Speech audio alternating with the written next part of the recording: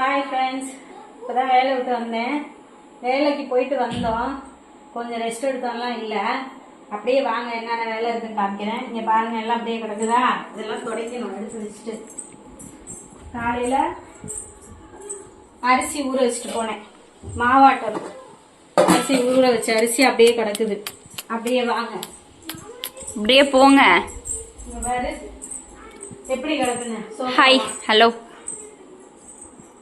எல்லாம் அப்படியே இந்த இதெல்லாம் துவைக்கிற துணி, இந்த இங்கே எல்லாம் துவைக்கிற துணி இதெல்லாம் இப்போ துவைக்கணும். கட்டில் பாருங்க எப்படி கிடக்குதுன்னு, இதெல்லாம் ஒழுங்கு வைக்கணும். எல்லாம் துணியெல்லாம் இங்கே மேலே எல்லாம் துணியெல்லாம் இங்கே பாருங்க எவ்வளோ துணி மடிக்கணும். இவ்வளோ வேலை இருக்கு.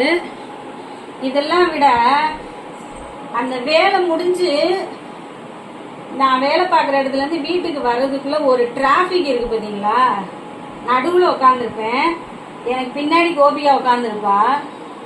பிரேக் அடிச்சு அடிச்சு பார்த்தீங்கன்னா அந்த வண்டியோட நுனிக்கு வந்துருவேன். அவ்வளோ டிராஃபிக்.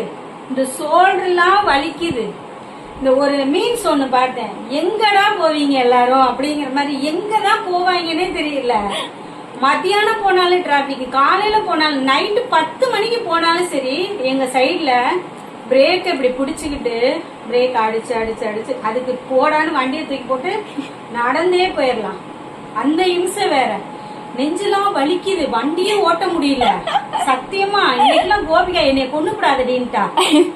டக்கு டக்குன்னு ஊடாட வராங்க, இங்கிட்டு இருந்து வராங்க, எங்கிட்டு இருந்து வராங்கன்னே தெரியல. இதுல வேற எங்க லைன்ல பாத்தீங்கன்னா ஒரு பஸ் போச்சுன்னா அந்த பஸ் பின்னாடியே தான் நம்ம போக முடியும். ஓவர்டேக் பண்ணவே முடியாது. இன்னும் ஆப்போசிட்லயும் பஸ் வரும். சிங்கிள் பஸ் போதான் ரோடு இருக்கு. அதுல எப்படி நான் ஒவ்வொரு நாளும் என் உயிரை பணைய வச்சு நான் வேலைக்கு போயிட்டு வரேன். அப்படி வேலைக்கு போயிட்டு வரவங்களுக்கு வீட்டுல வந்தா ஒரு காஃபி போட்டு கொடுக்க ஆள் இல்லை, ஒரு தண்ணி கொடுக்க ஆள் கிடையாது. எல்லா வேலையும் நானே செய்யணும்னா நான் என்னதான் பண்ணுவேன் சொல்லுங்க. இந்த வீட்டுல ஒரு பொம்பளை பிள்ளை இருக்கு, ஒரு பையன் இருக்கான், ரெண்டும் தண்டம்.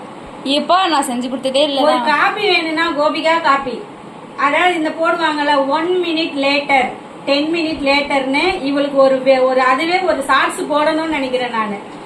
காலையில 7 மணிக்கு காபி கேட்கிறேன்னு. 7 மணிலாம் கோபியாவுக்கு எப்படி இருக்குன்னு தெரியாது. இப்போ காலேஜ் ஆரம்பிச்சதுக்கு அப்புறம் ஸ்கூல் படிச்சவர்களும் சீக்கிரம் எழுந்திருச்சா.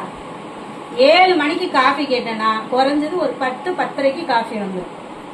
அப்போ ஒரு காஃபிக்கு நான் எவ்வளவு கஷ்டப்படுறேன் பாருங்க.